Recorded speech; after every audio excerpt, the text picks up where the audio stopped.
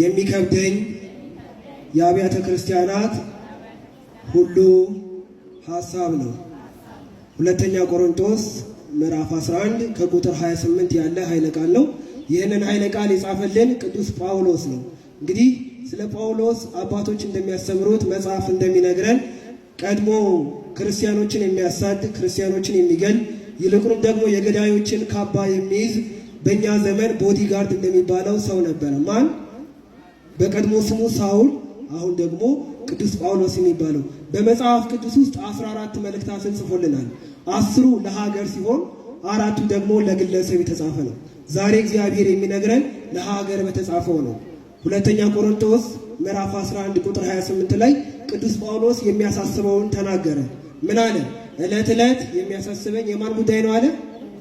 የቤተ ክርስቲያን ጉዳይ ነው። አባቶቻችን እንደሚያስተምሩን ቤተ ክርስቲያን የሚለውን ለሶስት ወገን ከፍለው ይነግሩናል ወይም ያስተምሩናል። ቤተ ክርስቲያን የሚለው መጀመሪያው እያንዳንዱ ግለሰብ ቤተ ክርስቲያን ወይም ቤተ መቅደስ ይባላል። ማን? እያንዳንዱ ግለሰብ ምን ይባላል? ቤተ ክርስቲያን ቤተ መቅደስ ይባላል።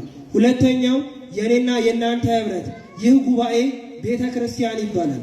ሶስተኛው ደግሞ በዛሬው ዕለት በሰኔ 20 ክርስቶስ በእመቤታችን ስም የመሰረታት ህንፃ ቤተ ክርስቲያን ወይም ምን ትባላለች?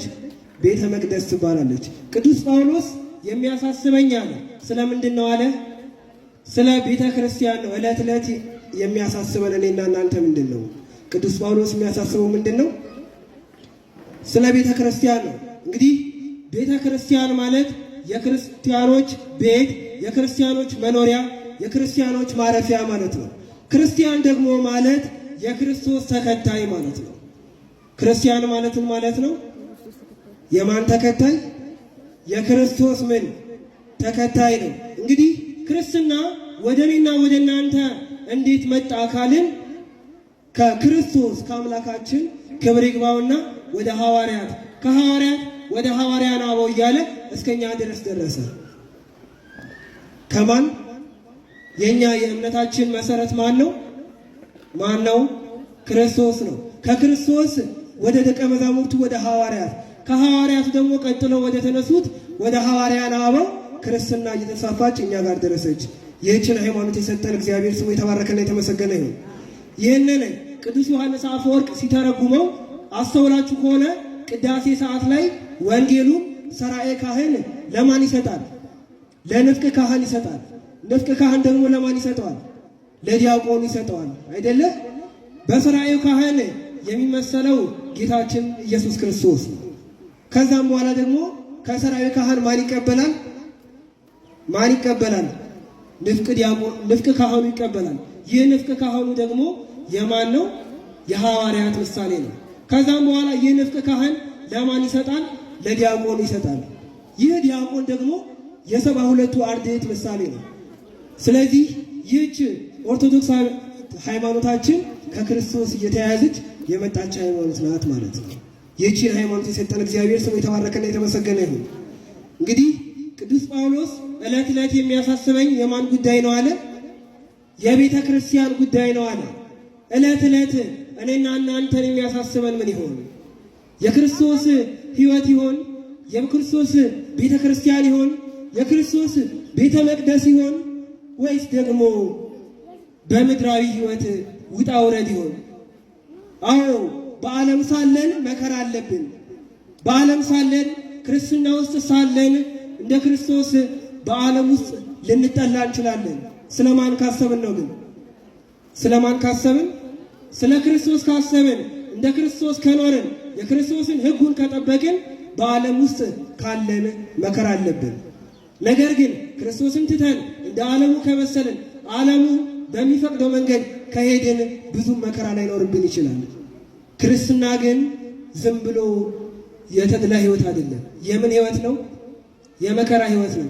በክርስትና ውስጥ ሳለን ዓለም ብትጠላን አይግረማችሁ ተብለናል። ምክንያቱም ዓለም አስቀድማ ማንን ጠልተዋለች? የቤተ ክርስቲያንን መስራች ክርስቶስን ጥለዋለች። የቤተ ክርስቲያንን መስራች ክርስቶስን አሳደዋለች። ስለዚህ እኔና እናንተ ክርስቲያን በሚለው ስም መከራ ብንቀበል አይግረመን። ምክንያቱም በዓለም ሳለን ምን አለብን? መከራ አለብን። እንግዲህ ክርስቲያን ማለት በክርስቶስ የሚኖር ሰው ማለት ነው። በማን የሚኖር ሰው? በክርስቶስ ደግሞ መኖር ማለት ምን ማለት ነው የሚለውን እኔና እንጨርሳለን። በክርስቶስ መኖር ማለት በሃይማኖት መኖር ማለት ነው። በማን መኖር? በሃይማኖት መኖር ነው። አሁን አንዲት ሃይማኖት ስላለችን ነው እኛ የተሰባሰብነው። ይህ ስብስባችን ደግሞ ቤተ መቅደስ ቤተ ክርስቲያን ይባላል። ይሄ ስብስባችን ምን ይባላል? ቤተ ክርስቲያን ይባላል። ሌላው በሃይማኖት መኖር ክርስቶስን መከተል ማለት ክርስቶስ አድርጉ ያለውን ማድረግ፣ ክርስቶስ አታድርጉ ያለውን አለማድረግ ነው። በክርስቶስ መኖር ማለት ክርስቶስን ደስ ማሰኘት ነው። ክርስቶስን ደግሞ ደስ የምናሰኘው ሕጉን በመጠበቅ ነው። ምን በማድረግ? ሕጉን በመጠበቅ ነው። ሕጉ ደግሞ ምንድነው ካለን የዮሐንስ ወንጌል ምዕራፍ 6 ላይ እንዲህ የሚል ኃይለ ቃል አለ። ሥጋዬን የበላ እስኪ እንበለው፣ ሥጋዬን የበላ ደሜን የጠጣ የዘላለም ሕይወት አለው። ምን ያደረገ? ሥጋዬን የበላ ምንን የጠጣ ምን አለው? የዘላለም ሕይወት እንድናገኝ ቅዱስ ሥጋውና ክቡር ደሙን መቀበል አለብን። እግዚአብሔር አምላክ ለዚያ ክብር ያብቃል። ሌላው በክርስቶስ እንድንኖር የቤተ ክርስቲያን ሐሳብ ሁሌ ዕለት እንዲያሳስበን መክሊታችንን መጠበቅ አለብን። ምናችንን? በተሰጠን መክሊት ማትረፍ አለብን። በምን? ለምሳሌ ወላጆች ልጅ ስንወልድ ልጆቻችን ለኛ መክሊቶቻችን ሊሆኑ ይችላሉ። እግዚአብሔር አምላክ ልጅ ሲሰጠን ልጆቻችንን በቤተ ክርስቲያን ኮትኩተን ማሳደግ የማን ድርሻ ነው? ልጆች የማን ጸጋዎች ናቸው? ልጅ የማን ስጦታ ነው? የእግዚአብሔር ስጦታ ነው። ስለዚህ እግዚአብሔር ልጅ ሲሰጠን ቤተ ክርስቲያን እንድናሳድግ እየሰጠን ነው። ያን ሕፃን ወደ ቤተ ክርስቲያን ከላክ ነው፣ ሕጉ እንዲጠብቅ ካደረግ ነው፣ በቤተ ክርስቲያን ስርዓት ካደገ ቤተ ክርስቲያንንም እናቱንም ሀገሩንም የሚጠቅም ይሆናል። ካልሆነ ግን ምን ይሆናል? ለእናቱ ለአባቱ የማይታዘዝ መንገድ የሚዘጋ ቤተ ክርስቲያን የሚያፈርስ ትውልድ ይሆናል። እግዚአብሔር አምላክ ከዚህ ይሰውረን። ሌላው ዕለት የሚያሳስበኝ የአብያተ ክርስቲያናት ነገር ነው ያለው ቅዱስ ጳውሎስ። ወደ እኔና ወደ እናንተ ሕይወት ስናመጣው ዕለት ሊያሳስበን የሚገባው ነገር ቅዱስ ሥጋውና ክቡር ደሙን ሳንቀበል መኖራችን ሊያሳስበን ይገባል። ምን? ቢያንስ እኮ ለምድራዊ ምግብ ቢያንስ በቀን አንዴ እንመገባለን። ነገር ግን በቀን አንዴ ወይም በሳምንት አንዴ መጽሐፍ ቅዱስ ላናነብ እንችላለን። ምናልባት መምህረ ንስሐ ወይም ደግሞ የንስሐ አባቶቻችን ትዝ የሚሉ ወይ ሰው ሲሞትብን ወይ ስንወልድ ይሆናል። ነገር ግን ካህናት አባቶች ከቤተ ክርስቲያን አይጠፉም አይደለም? ማን የጠፋው? እኔና እናንተ። ወደ በረቱ ማን ይሰብስበን? የሚገርመው ነገር ዛሬ እኛ የመጣ ነው እግዚአብሔር ስለፈቀደልን ነው። መጽሐፍ ቅዱስ ላይ እንዲህ ይላል፣ እኔ መረጥኳችሁ እንጂ እናንተ እኔን አልመረጣችሁኝም ይላል። ማን የመረጠን? ከዓለም መርጦ ክርስቲያን ያደረገን ማን ነው? እግዚአብሔር ነው። ታዲያ እግዚአብሔር ከመረጠን እንደ ሕጉ መኖር አለብን። እንደማን ሕግ? እንደ እግዚአብሔር ሕግ እንድንኖር ማን ይርዳን? እግዚአብሔር ይርዳን። እኔ የወይን ግንድ ነኝ፣ እናንተም ቅርንጫፎች ናችሁ ይላል። እኔ ምንድን ነኝ? እናንተስ? ስለዚህ የወይን ግንድ ክርስቶስ ነው። ክርስቶስ ደግሞ ቤተ ክርስቲያን ውስጥ አለ። በዛሬው ቀን ሰኔ 20 ቤተ ክርስቲያን የታነጸችበት በሐዲስ ኪዳን ማለት ነው። በሐዲስ ኪዳን ቤተ ክርስቲያን የታነጸችበት በኋላ መምህራችን በደንብ ያስተምሩናል። ከሶስት ድንጋይ ኢየሱስ ክርስቶስ በእመቤታችን ስም ለሐዋርያቱ እንዲሁም ደግሞ ክርስትናን እምነት ለተቀበሉት ደቀ መዛሙርቱ ማምለኪያ ስፍራ ማምለኪያ ቦታ ቤተ ክርስቲያን ያነጸበት ቀን ነውና እግዚአብሔር አምላክ ቤተ ክርስቲያንን ለሰጠን ክብር ምስጋና ይግባው።